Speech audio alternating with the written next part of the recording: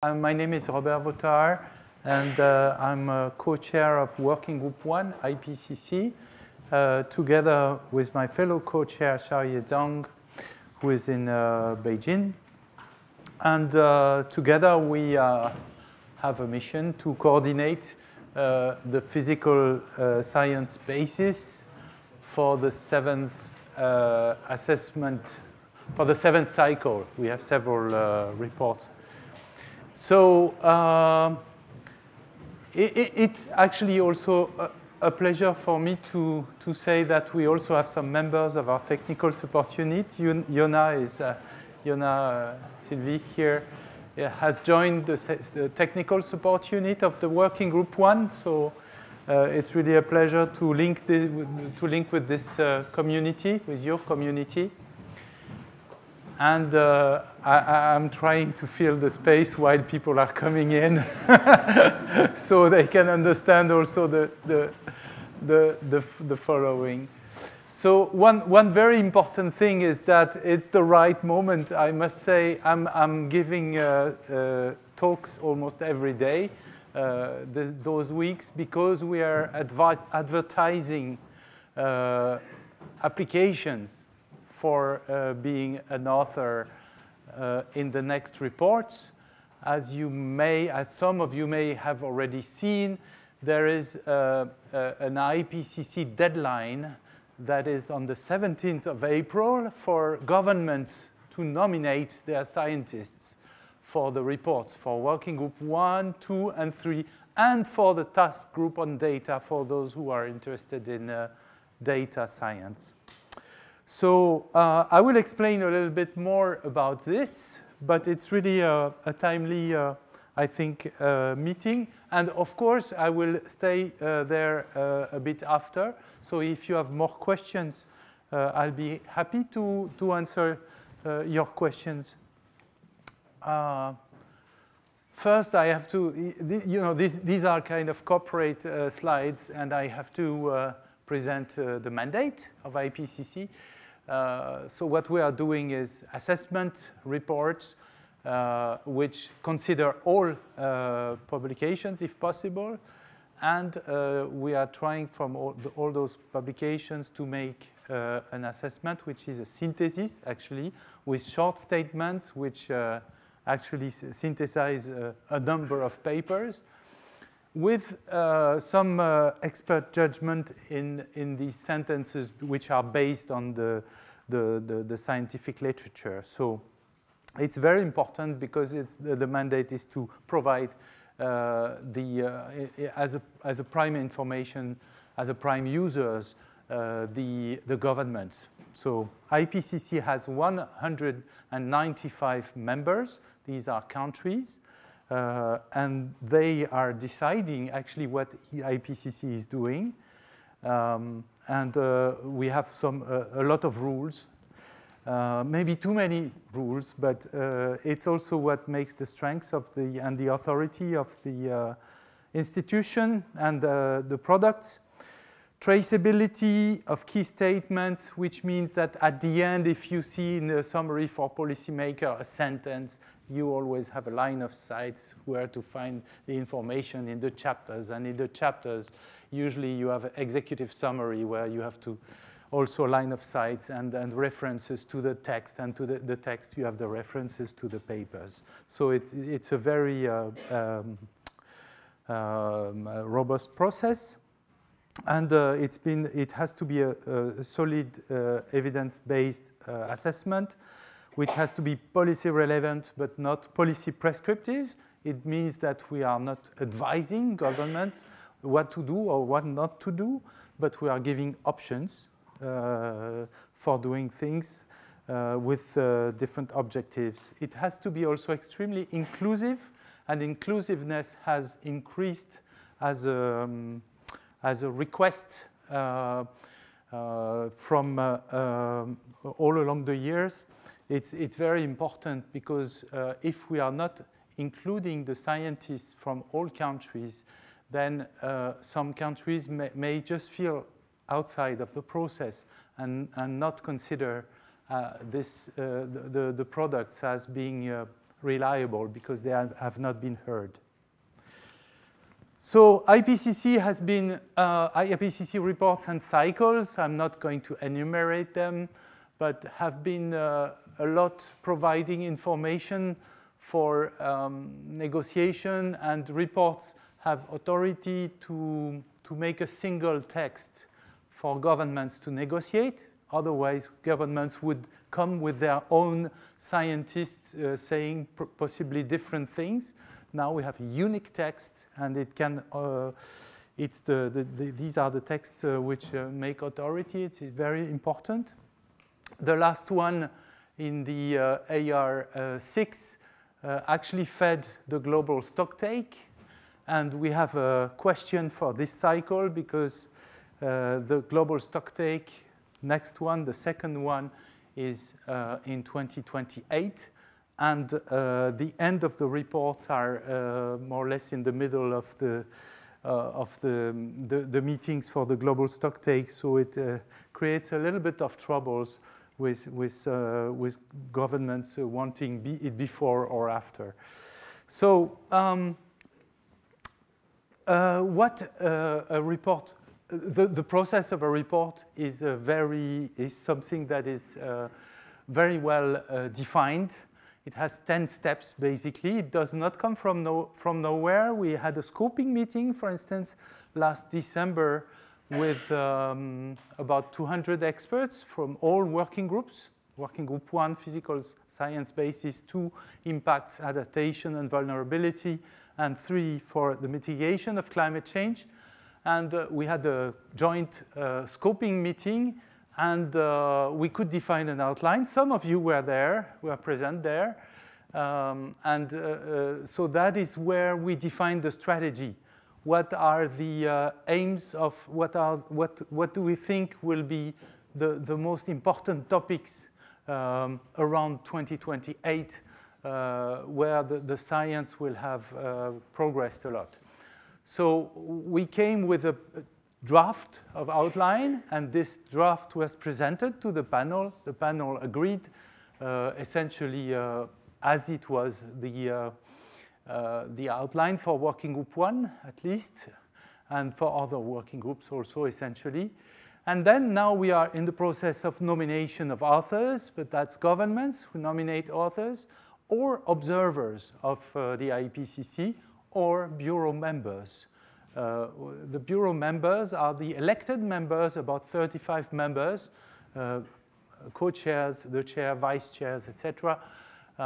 They can nominate scientists.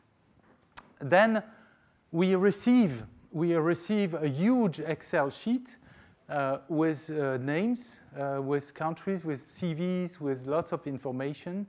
And we have, as a bureau, to select the authors for the reports. So that step is supposed to be achieved around in July. If everything goes well, we should have the first invitation sent early July.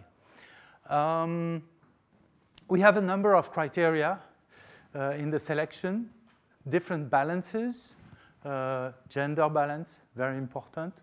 I would like to remind that working group 1 is not a very good student in gender balance. Usually we have 30% female applications for 70% male application. So I'm always saying that again and again. Please apply, and especially if you're a female scientist. So we have this selection, and we will manage this balance also, but we also have balance in regional balance, very important to have the view of the different regions. Then we have different steps for the production of the report. The report starts with the first lead author meeting, which should take place this year in December. And we have different steps, like a first order draft with a review by many scientists, second order draft with a review by scientists and governments, and the final draft and the summary for policymaker And finally, this summary for policymaker is approved in plenary. So this is, of course, the step that we should prepare right from the beginning. So if we look back at the 6th cycle, and I'm sorry I don't have the numbers for the 5th cycle, but we have a co-chair up there of the 5th cycle. Thomas is there. So your legacy is here, in a sense. So we have, in the 6th cycle, for all the reports, the 3 main reports, plus 3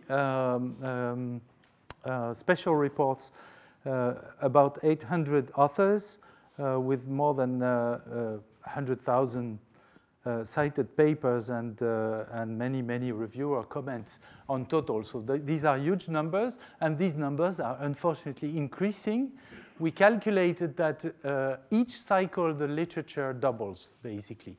So it's an exponential growth, and we will have to deal. We actually estimated that already today we have more papers than we had for the full 6th cycle, already today at the beginning of the 7th cycle. Yeah. So 7th cycle, just to let you know the products.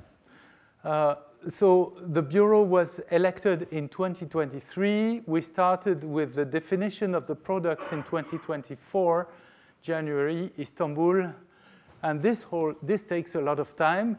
But we have 3 reports which are expected in 2027.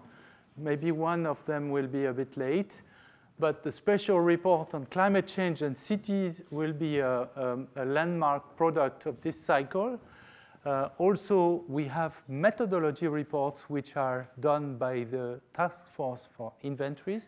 These are reports on how to calculate emissions and recommendations for countries to report emissions. So there is a report on short-lived climate forcers, because short-lived climate forcers were not so well defined in terms of methodologies for reporting, emission factors, etc., technologies. And the methodology report on carbon dioxide removal technologies, carbon capture, utilization, and storage, which is also in principle due by 2027, but for the moment the outline is not approved. So what we are talking about is, oops, sorry, go back. Yeah, is the 7th assessment report for which the nominations are out at the moment. The call for nominations is out. And also this will include the update of the 1994 technical guidelines for impacts and adaptation and vulnerability. It's a very important product. A number of countries have asked for this product on adaptation, because metrics on adaptation are missing, especially at the global level. Then we have the synthesis report at the end of the cycle. Let me just present you, the outline of the working group 1. So basically, we started with a kind of, whoops, I'm missing some, a kind of storyline where we wanted to, we thought, and many scientists and also outsiders thought that already with the current trends, we have a lot to say. We have huge and outstanding anomalies at global scale, at regional scale. We have record-shattering extremes. We have compound extremes. The science has increased a lot. And we have also a number of anomalies recently and recent trends. I think we can speak about not only the ocean, but the atmosphere, the clouds, the biogeochemical compounds. There's a number of things, so that the first block of chapters is about basically current trends and status of the climate today. Current trends, of course, with regard to paleoclimates. So that is also included. Chapter 2 basically will be on large scale. and chapter 3 on regional scale, there was a strong demand from scientists and from governments to have more and more information at regional scale. So it was decided to separate the scales, although it was not clear in the beginning what the strategy would be, because we want to also homogenize the methodologies for large and regional scales. But it's still, it would be too big to put them together. And the changes in large scale is in chapter 2, in regional scale chapter 3. So these were already extremely big and integrated across components. So it was felt that we needed to go a bit deeper, to a deep dive into processes, especially the advances in process understanding in chapter 4. But that is integrated to tackle, in particular, the cross feedbacks or the interactions between the components. But to dive deeper into the processes, not only just the current changes, but the processes and the advances in those processes. The second block is the future. It starts with an introduction of scenarios. It has a lot of stakes because now AR6 scenarios were starting in 2015, so that's back 10 years ago. Many things happened. Policies have developed. Trends have developed also in the climate system. That is why we need a new set. We need really to reassess futures in view of new scenarios. So that is what ScenarioMIP is doing. But now we also have different kinds of models. We have emulators, can call them models or not, but we have emulators able to simulate all kinds of scenarios, not only the CMIP scenarios. We have AI types of models. I don't know anything about AI models, so don't ask me, but I know that they exist. And there are parts of models which are AI and parts which are not AI. But also we have much higher resolution for the regional scale. We are reaching the kilometric scale now. Especially for precipitation events and convective events now, there's a huge step forward. So we expect a lot, especially in those chapters 6 and 7, 6 for the large scale and 7 for the regional scale. And the chapter 5 will be limited to the global temperature and the energy in the system. So that goes together. And we are not going to go much into the components themselves. And chapter 8 is your chapter. It's so don't read the title. It's horrible. It's horrible because it's result of negotiations. I'm sorry, a few countries did not like tipping points. That's something we have to say. We really we have them in the title. It had to be a bit surrounded by other terms, which are also relevant, abrupt changes, that's what we were talking about, but also high-impact events and critical thresholds, including tipping points in the Earth system. So we had to specify also in the Earth system because we are not talking about social tipping points here. And finally, we have 2 chapters and the Atlas, which are supposed to be the contribution of Working Group 1 to mitigation and adaptation in some sense, which are information for responses. We are not doing ourselves mitigation and adaptation, but we are producing information for. So chapter 9 is a focus on stabilization pathways and overshoot, a topic that will be largely discussed in this cycle. Especially with the 1.5 degree being crossed really soon now. And chapter 10 is explicitly on the use of climate information. It's very innovative, this chapter 10, because we also talk about education and things. So let me focus just, so I talked already about this. Cross-cutting topics. We have discussed a number of cross-cutting topics with the other working groups, identify them, and what we will be trying to do as a huge innovation is to have the three working groups starting their first lead author meeting together in the same place. It means 800 people in the same place. Maybe in Paris, we'll see. So yes, 5, yeah, I go quickly then, cross-cutting. Chapter 8, I talked about it, but basically what Chapter 8 has to do is really make an effort in the definitions. What are we talking about? Characterization, time and spatial scales, revertibility, and then talk about the components, the tipping elements, what are we talking about in terms of scale. So there is a huge need of a more strict definition of what we are talking about. This will also help for communication and also about the consequences, the what-if scenarios, as we discussed earlier, and the thresholds. Okay, just 1 minute for working group 2 and 1 minute for working group 3. I think it's very important.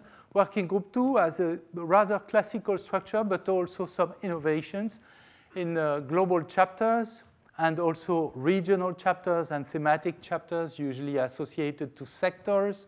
And finally, the technical guidelines. I just go through the global chapters.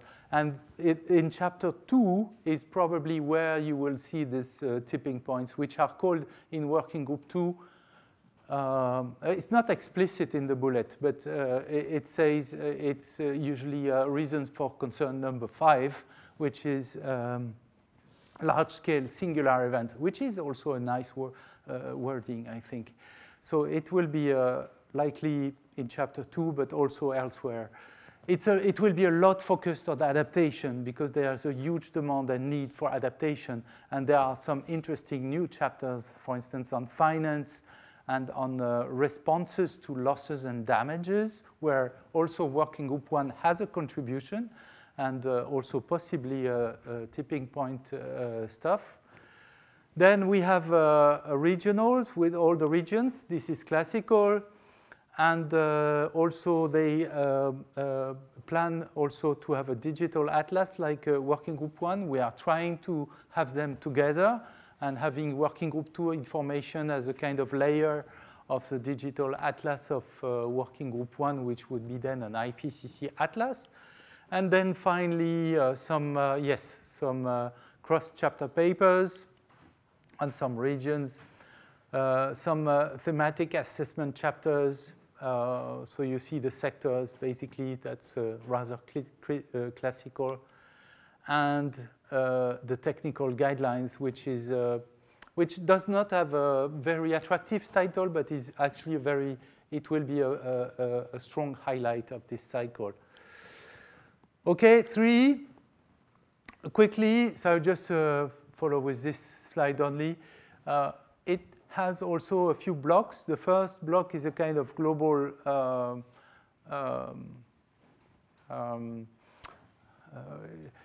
status or stock take of so past and current emissions and their drivers, projected futures.